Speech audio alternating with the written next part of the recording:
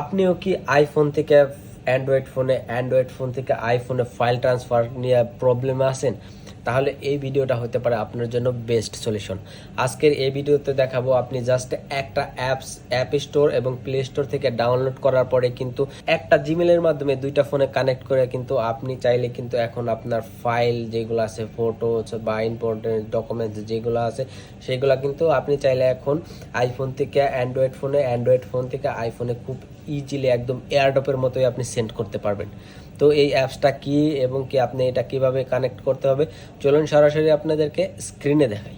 এই জন্য প্রথমেই আপনাকে অ্যাপ স্টোর এবং প্লে স্টোর থেকে এই যে ব্লিপ, এই যে অ্যাপসটা, এই যে দেখতে পারতেছেন ব্লিপ, এই অ্যাপসটা আপনাকে ইনস্টল করতে হবে। দুইটা ফোনেই এই অ্যাপসটা ইনস্টল করবেন।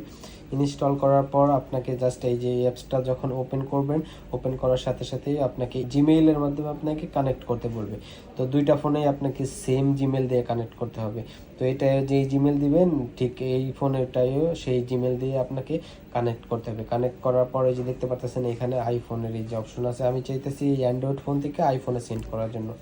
ওকে, তো জাস্ট এই যে এখানে দেখতে পাচ্ছেন আইফোনের এই যে এখানে আমি ক্লিক করলাম। ক্লিক করার পরে যে ফটোস অ্যান্ড ভিডিওস, তো ফটোস অ্যান্ড ভিডিওসে আমি চাইতেছি যে এটা ফটোসটা করার জন্য এখান থেকে ডান করলাম।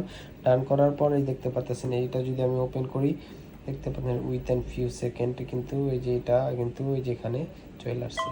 ওকে, তো জাস্ট এই যে এরকমভাবে এখান থেকে আপনি ফাইল সিলেক্ট করবেন আর এখানে কিন্তু অটোমেটিকলি ট্রান্সফার হয়ে যাবে।